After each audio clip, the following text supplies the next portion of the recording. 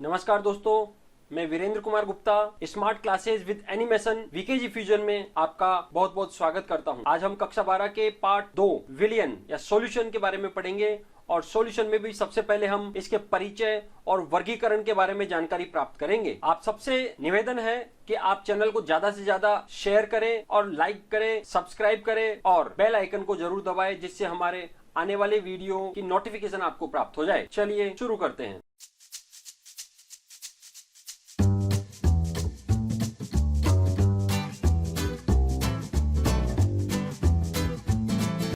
अब देखिए, मिश्रण क्या होता है। कोई भी दो पदार्थों को हम आपस में मिला देते हैं तो वही मिश्रण होता है। लेकिन वो दो पदार्थ या तो समांगी रूप से आपस में मिल जाएंगे, अर्थात उनको हम अलग अलग नहीं देख सकते हैं। जैसे पानी में यदि चीनी घोल दी जाए तो पानी और चीनी को अलग नहीं देखा जा सकता है, इनको अलग अलग पहचान नहीं सकते हैं। तो इस प्रकार के मिश्रण को हम समांगी मिश्रण कहते हैं। जबकि यदि पानी में मिट्टी मिला दी जाए तो दोनों को हम अलग अलग आराम से देख सकते हैं। इस प्रकार के मिश्रण को हम विषमांगी मिश्रण कहते हैं। हमारा आज का जो टॉपिक है वो समांगी मिश्रण पर आधारित है और समांगी मिश्रण को ही हम विलयन के रूप में जानते हैं, अर्थात दो या दो से अधिक पदार्थों के समांगी मिश्रण को ही विलयन कहा जाता है। विलयन में दो या दो से अधिक पदार्थ होते हैं, लेकिन कौन कौन से पदार्थ विलयन में मिले हुए हैं उसका बड़ा महत्व होता है। जिस प्रकार से पीतल होती है, जिसको ब्रास भी कहा जाता है, इसमें कॉपर और जिंक एक निश्चित अनुपात में मिले हुए रहते हैं और इस प्रकार से हमारे को पीतल मिश्र धातु प्राप्त हो जाती है। जबकि जो जर्मन सिल्वर होता है उसमें कॉपर, जिंक और निकल तीनों धातुएं निश्चित अनुपात में मिली हुई रहती है। इसी प्रकार से कांस्य या ब्रोंज के नाम से इसको जाना जाता है, कॉपर और टिन से मिलकर के ये बनी हुई होती है। अर्थात जो विलयन होते हैं उसमें पदार्थ एक निश्चित अनुपात में मिले हुए होते हैं। इन निश्चित अनुपात का विशेष रूप से ध्यान रखना है, क्योंकि यदि अनुपात थोड़ा सा बदल जाए तो उस पदार्थ की उपयोगिता भी बदल जाती है, जिसको हम एक उदाहरण से समझने की कोशिश करते हैं।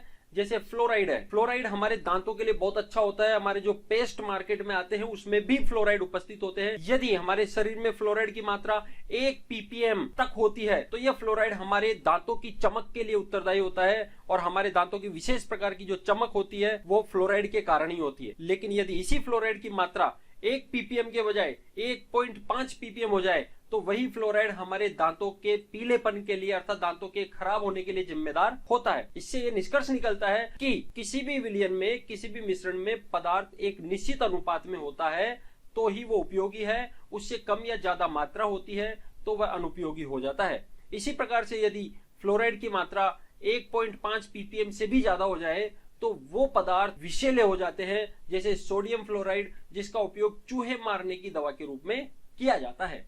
तो सामान्य परिचय के बाद अब हम विलयन की बात करते हैं। विलयन क्या है? दो या दो से अधिक पदार्थों के समांगी मिश्रण को ही विलयन कहा जाता है। जैसा कि हमने पहले देखा, किसी भी विलयन में कम से कम दो भाग होते हैं, एक होता है विलेय और दूसरा होता है विलायक। अब विलेय क्या होता है और विलायक क्या होता है? किसी भी विलयन में जो पदार्थ कम मात्रा में है उसे कहा जाता है विलेय, तथा जो पदार्थ अधिक मात्रा में होता है उसे विलायक कहा जाता है। जैसे हम एक गिलास पानी ले लेते हैं, उसमें हम 1 चम्मच चीनी डाल दें तो गिलास में जो पानी लिया वो पानी हमारा विलायक है, जबकि उसमें जो चीनी डाली गई है वो विलेय कहलाती है। तो इस प्रकार से विलेय प्लस विलायक मिलकर के बनाते हैं विलयन। विलयन को विभिन्न आधारों पर हम वर्गीकरण करते हैं। जैसे सबसे पहला वर्गीकरण है विलयन में उपस्थित पदार्थों की संख्या के आधार पर, कि विलयन में कितने पदार्थ अर्थात कितने अवयव, या इसको हम घटक भी बोलते हैं, कि किसी भी विलयन में कितने अवयव व घटक उपस्थित है उसके आधार पर वर्गीकरण किया जाता है। जिसमें सबसे पहले हम देखते हैं कि एक गिलास पानी है और इसमें हम नमक मिला दें। पानी में नमक मिला रहे हैं, अर्थात एक तो पानी हो गया और एक नमक हो गया, इसमें दो घटक हो गए हैं। दो घटक हो जाने के कारण इस प्रकार के विलयन को कहा जाता है द्विअंगी विलयन। ठीक है। और पानी में अल्कोहल एक उदाहरण ये हो गया, या पानी में नमक ये भी इसका उदाहरण है। अर्थात इसमें कुल मिलाकर के दो घटक उपस्थित होते हैं। यदि इस द्विअंगी विलयन में विलायक के रूप में पानी का उपयोग किया जाता है, ध्यान से सुनना, विलायक के रूप में यदि सिर्फ पानी का उपयोग किया जाता है, विलेय कुछ और होता है, तो इस प्रकार के विलयन को हम जलीय विलयन या एक्वस सॉल्यूशन के नाम से जानते हैं। और यदि विलायक के रूप में पानी के अलावा अन्य पदार्थ जैसे ईथर है, बेंजीन है, या फिर अल्कोहल का भी उपयोग हम कर सकते हैं, उस प्रकार के विलयनों को हम अजलीय विलयन के नाम से अर्थात नॉन एक्वस सॉल्यूशन के नाम से जानते हैं। अब यदि नमक को पानी में हमने घोल दिया है और इसके बाद इसमें थोड़ी सी हम चीनी भी मिला दे, तो अब आप ध्यान से देखिए, पानी के अंदर नमक भी घुल गया, चीनी भी घुल रही है, अर्थात अब विलयन में कुल मिलाकर के 3 घटक हो गए हैं। और जब विलयन में 3 घटक हो गए हैं तो इस प्रकार के विलयन को हम कहते हैं त्रिअंगी विलयन। और यदि इन तीनों के साथ साथ इसमें नींबू भी निचोड़ दी जाए तो बन जाती है हमारी शिकंजी, और बड़ी टेस्टी शिकंजी जो होती है यह हमारा बहुअंगी विलयन होती है, क्योंकि इसमें 3 से ज्यादा अवयव घुलनशील है। और बहुअंगी विलयन का उदाहरण हम ले सकते हैं शरबत, जिसमें बहुत सारी जड़ी बूटियां उसमें मिली हुई रहती है, सब समांगी रूप से वहां पर घुले हुए रहते हैं। इसी प्रकार से जो वायु है वो भी बहुअंगी विलयन का एक बहुत अच्छा उदाहरण है। अगला वर्गीकरण अब हम करते हैं विलयन का विलायक की भौतिक अवस्था के आधार पर विलयनों का वर्गीकरण। अब विलायक की यदि भौतिक अवस्था ठोस रूप में है तो उसे हम ठोस विलयन कहेंगे। यदि विलायक की भौतिक अवस्था द्रव है तो वो द्रव विलयन कहलाएगा, और विलायक की भौतिक अवस्था यदि गैस है तो उस विलयन को हम गैस विलयन के नाम से जानते हैं। तो इस प्रकार से विलायक की भौतिक अवस्था के आधार पर 3 प्रकार के विलयन हो जाते हैं, ठोस, द्रव और गैस। लेकिन यहाँ बड़े काम की चीज यह है कि यदि आपका विलायक ठोस है लेकिन जो विलेय है ठोस, द्रव या गैस कुछ भी हो सकता है। देखते हैं उदाहरण यहाँ पर कि ठोस विलयन की हम बात कर रहे हैं जिसमें विलायक तो ठोस होना ही होना है, लेकिन यदि उसमें विलेय भी ठोस है, अर्थात ठोस में ठोस का विलयन, ठोस में ठोस का विलयन है, तो इस प्रकार का उदाहरण हमारे पास आता है मिश्र धातुएं, सोने चांदी के आभूषण, ये सभी ठोस में ठोस के उदाहरण हैं। और ये जो आभूषण है इनमें कॉपर धातु को मिलाया जाता है इसकी कठोरता बढ़ाने के लिए, क्योंकि सोना अत्यंत नरम धातु होती है। यदि शुद्ध सोने के आभूषण बनाए जाए तो वो आसानी से मुड़ सकते हैं, इसीलिए उसमें कुछ मात्रा में कॉपर मिलाया जाता है जिससे सोने के आभूषणों में कठोरता उत्पन्न हो जाती है। फिर हम बात करते हैं विलायक ठोस है लेकिन जो विलेय है वो द्रव अवस्था में उपस्थित हो, अर्थात ठोस में द्रव का विलयन। तो ठोस में द्रव के विलयन का उदाहरण हमारे पास ज्यादातर अमलगम है। जैसे जिंक में मरकरी मिला दी जाए तो वो कहलाता है जिंक अमलगम, सोडियम में भी मरकरी मिला दी जाए तो उसको सोडियम अमलगम। इसी प्रकार से यहाँ चित्र में कॉपर धातु है और इस कॉपर धातु में हमने मरकरी मिला दी है तो ये कॉपर का अमलगम कहलाता है, जो कि ठोस में द्रव का विलयन है। इसके बाद यदि विलायक ठोस है लेकिन विलेय गैस अवस्था में उपस्थित हो तो इस प्रकार का उदाहरण हमारे पास है पैलेडियम पर हाइड्रोजन का अधिशोषण। इसी प्रकार से टाइटेनियम के द्वारा नाइट्रोजन गैस का अधिशोषण किया जाता है, यह भी ठोस में गैस का विलयन का उदाहरण है। लेकिन यहां ध्यान से देखना है कि ये जो पैलेडियम धातु है, इस पैलेडियम धातु के ऊपर हाइड्रोजन अणु के रूप में अधिशोषित नहीं होता है, हाइड्रोजन आयनों में परिवर्तित हो जाता है H+H+ आयनों के रूप में, और इलेक्ट्रॉन उसी पैलेडियम धातु के अंतराकाशों में व्यवस्थित हो जाते हैं। तो इस प्रकार से हाइड्रोजन का पैलेडियम धातु पर अधिशोषण इसका उदाहरण हो सकता है। तो इस प्रकार से हमारे ठोस विलयन हुए। इसी प्रकार से हम द्रव विलयनों की बात करें जिसमें हमारे विलायक तो सारे के सारे द्रव होंगे लेकिन विलेय ठोस, द्रव या गैस कुछ भी हो सकते हैं। देखते हैं, सबसे पहला विलायक द्रव है और विलेय ठोस है तो उस कंडीशन में हमारे पास उदाहरण हो जाते हैं पानी में चीनी या नमक मिला दें। इसी प्रकार से अल्कोहल में सल्फर का विलयन भी हमारा द्रव में ठोस विलयन होता है। इसी प्रकार से यदि विलायक द्रव है जबकि विलेय हमारा द्रव हो, अर्थात द्रव में द्रव का विलयन, तो वो भी द्रव विलयन की कैटेगरी में आता है। और इसका उदाहरण पानी में अल्कोहल है। पानी में अल्कोहल आसानी से घुल जाती है, पानी भी द्रव अवस्था में है, अल्कोहल भी द्रव अवस्था में है, तो दोनों का विलयन हमारे को यहाँ पर प्राप्त हो जाता है। और इसमें अंतिम है द्रव में गैस का विलयन। द्रव के अंदर गैस घुली हुई रहती है और द्रव में गैस घुली होती है, उसका सबसे अच्छा उदाहरण सामने है। इसमें सोडा वाटर है और इसमें से बुलबुले लगातार निकलते रहते हैं। ये जो बुलबुले होते हैं ये कार्बन डाइऑक्साइड गैस के होते हैं, अर्थात इस सोडा वाटर में कार्बन डाइऑक्साइड गैस घुली हुई रहती है।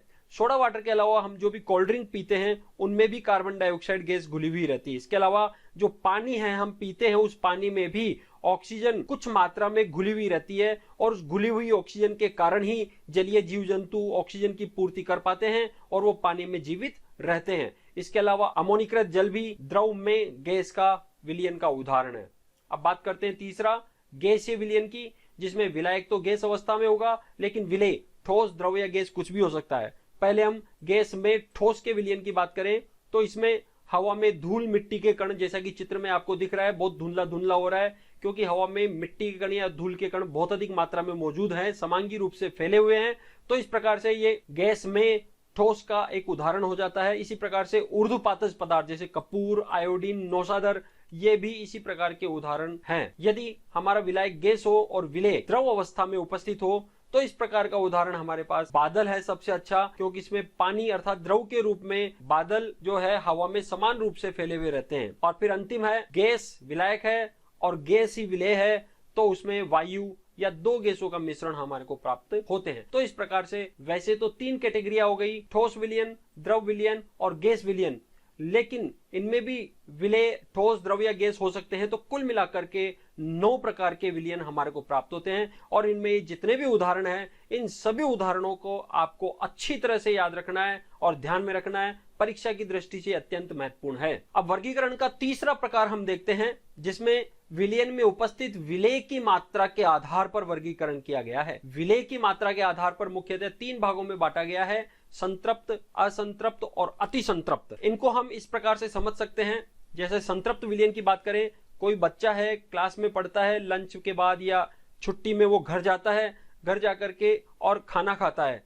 यदि उसकी खाना खाने की कैपेसिटी 3 रोटी है और उसको मान लीजिए घर पे 3 रोटी मिल जाती है, तो उसका पेट तृप्त हो जाएगा, अर्थात वह संतृप्त हो जाएगा। तो उसी प्रकार से पहला है संतृप्त विलयन, वे विलयन जिनमें निश्चित ताप पर विलेय की अधिकतम मात्रा घुल सकती हो, उस विलयन को ही संतृप्त विलयन कहा जाता है। जैसे एक उदाहरण हम समझे कि 100 ml पानी है, 100 ml पानी में मान लीजिए 36 ग्राम नमक घुल जाता है। 36 ग्राम घुलने की कैपेसिटी है, तो यदि 100 ग्राम या 100 ml पानी में 36 ग्राम नमक हम घोल देते हैं तो वह विलयन संतृप्त विलयन कहलाता है। और यदि 100 ग्राम में 36 ग्राम से कम नमक हम घोल दें तो वो असंतृप्त होगा, और 36 ग्राम के ज्यादा किसी भी तरीके से हम घोल दें तो वह अति संतृप्त विलयन कहलाता है। लेकिन जो संतृप्त विलयन होते हैं उनमें जो KSP होता है, KSP यह एक साम्यावस्था स्थिरांक है। SP का मतलब होता है सोल्यूबिलिटी प्रोडक्ट, अर्थात विलेयता गुणनफल। अर्थात जो विलेयता गुणनफल है वो विलेयता गुणनफल का मान विलेय के आयनों की सांद्रताओं के गुणनफल के बराबर होता है। विलेय में आयन है, A+ आयन है और B- आयन है, इन दोनों की सांद्रताओं का गुणनफल KSP के बराबर होता है। किसमें?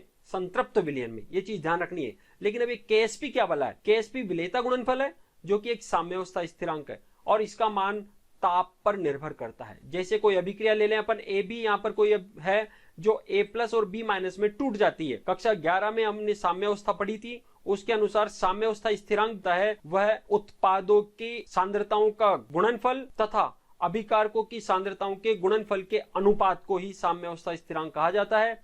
तो यहाँ उत्पादों की सांद्रताओं का गुणनफल अर्थात A+ की सांद्रता और B- की सांद्रता, यहां हम जब स्क्वायर ब्रैकेट लिखते हैं उसका मतलब सक्रिय द्रव्यमान होता है, जिसे हम साधारण भाषा में सांद्रता भी बोल देते हैं। तो यहाँ A+ और B- आयनों की सांद्रताओं का गुणनफल है और बटे में AB अर्थात अभिकारकों की सांद्रता है।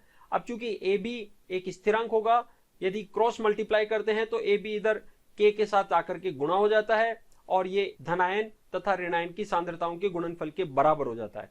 तो इस साम्यावस्था स्थिरांक और ये AB की सांद्रताओं का जो गुणनफल है, इन दोनों को मिलाकर के हमारे को एक नया स्थिरांक प्राप्त होता है जिसे KSP के नाम से जाना जाता है। और ये KSP आयनों की सांद्रताओं के गुणनफल के बराबर होता है। तो इस प्रकार ये मान जो हमारे को प्राप्त होता है ये संतृप्त विलयन के लिए प्राप्त होता है। दूसरा है असंतृप्त विलयन, अर्थात कोई लड़का घर पर आया, 3 रोटी खाने की कैपेसिटी है लेकिन उसको टिफिन में 2 ही रोटी मिलती है, तो उसका पेट नहीं भरेगा, अर्थात वह तृप्त नहीं होगा, वो क्या होगा?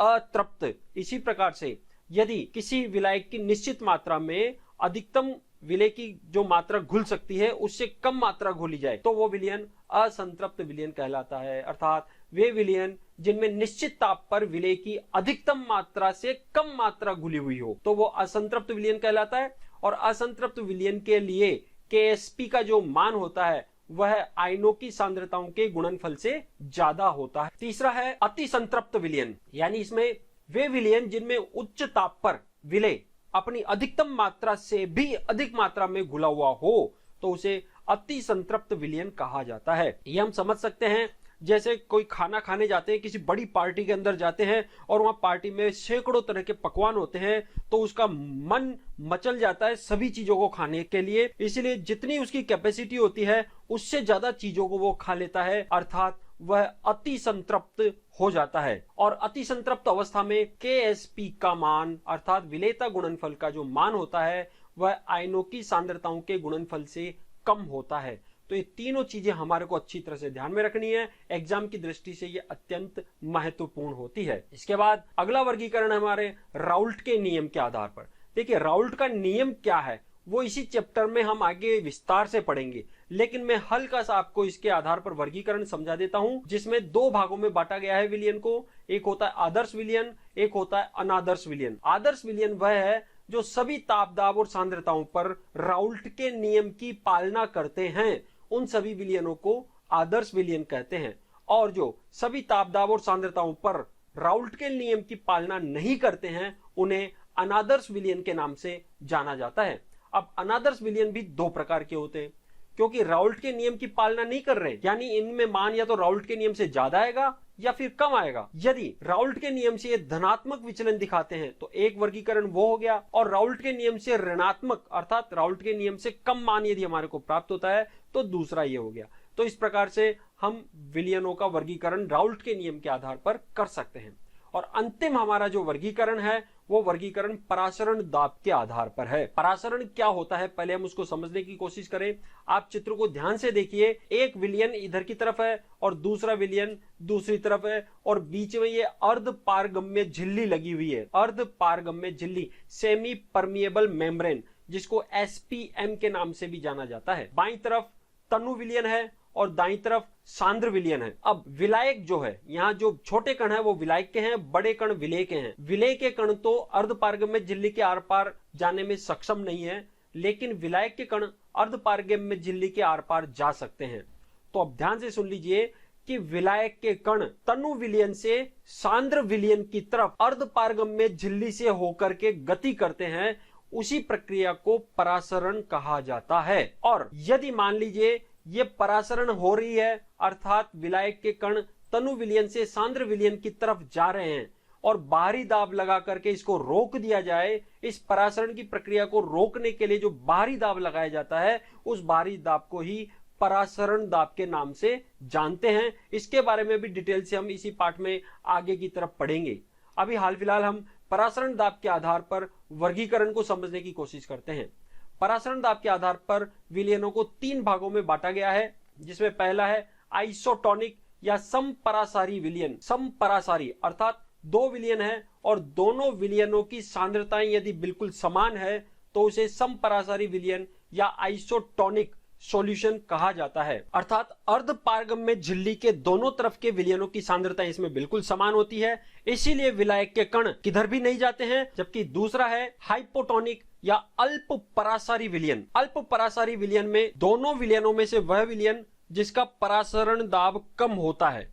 और परासरण दाब कम किसका होता है? जो विलयन तनु होता है। अर्थात दोनों विलयनों में से जो विलयन तनु है उसका परासरण दाब कम होगा, इसीलिए उसे अल्प परासारी विलयन के नाम से जाना जाता है। तीसरा है हाइपरटोनिक या अति परासारी विलयन। अति परासारी विलयन में जो दोनों पदार्थ है अर्धपारगम्य झिल्ली के दोनों तरफ, उन दोनों पदार्थों में से जिस पदार्थ की सांद्रता ज्यादा है उसे हम अति परासारी विलयन कहते हैं, क्योंकि जिसकी सांद्रता ज्यादा होती है उसका परासरण दाब भी ज्यादा होता है। अर्थात उसका परासरण दाब अधिक होगा, इसीलिए इसे अति परासारी विलयन के नाम से भी जाना जाता है। तो इस प्रकार से तीन प्रकार के विलयन हमारे पास हो जाते हैं और इसको एक उदाहरण से हम समझने की कोशिश करते हैं। ये रेड ब्लड सेल्स है, RBC जिसको कहा जाता है, हमारे रक्त कणिकाएं हैं जो खून में पाई जाती है। इन रक्त कणिकाओं को यदि हम पानी या इस तनु विलयन में डाल दें तो तनु विलयन है बाहर की तरफ बीकर के अंदर, जबकि जो सेल है RBC है, इन RBC के अंदर की तरफ जो विलयन है वो ज्यादा सांद्र है। इसीलिए विलायक अर्थात पानी बाहर से कोशिका के अंदर प्रवेश करता है और कोशिका फूल जाती है। तो इस प्रकार के विलयन को हम हाइपोटोनिक विलयन कहते हैं, अर्थात अल्प परासारी विलयन। जबकि दूसरे चित्र में हम यहां देख रहे हैं कि जो रक्त कणिकाएं हैं वो वैसी की वैसी है, अर्थात यहां पर बाहर बीकर में रखे हुए पदार्थ की सांद्रता और रक्त कणिकाओं के अंदर उपस्थित पदार्थ की सांद्रता दोनों बराबर है, इसलिए रक्त कणिकाओं में कोई परिवर्तन नहीं आता है और ऐसे विलयनों को हम आइसोटोनिक या समपरासारी विलयन कहते हैं। जबकि तीसरी कैटेगरी में हम देख रहे हैं हाइपरटोनिक अर्थात अति परासारी विलयन है। इसमें जो लिक्विड बीकर के अंदर भरा हुआ है उसकी सांद्रता कोशिका की तुलना में ज्यादा है, इसीलिए कोशिका में से जल निकल करके और बाहर विलयन में आ जाता है और वो कोशिका सिकुड़ जाती है। तो इस प्रकार से ये तीन स्थितियां हमारे को प्राप्त होती है। यहां पर जो कोशिका झिल्ली होती है वो अर्धपारगम्य झिल्ली के समान व्यवहार करती है, जिसमें से सिर्फ विलायक के कण ही आर पार जा सकते हैं। तो इस प्रकार से आज हमने इसके सामान्य जानकारी प्राप्त की है और विलयनों का वर्गीकरण भी प्राप्त कर लिया है। यदि आपको लेसन अच्छा लगा है तो आप इसको लाइक जरूर करें, शेयर भी करें, ताकि जरूरतमंद बच्चों के पास यह चैप्टर आसानी से पहुंच जाए। धन्यवाद।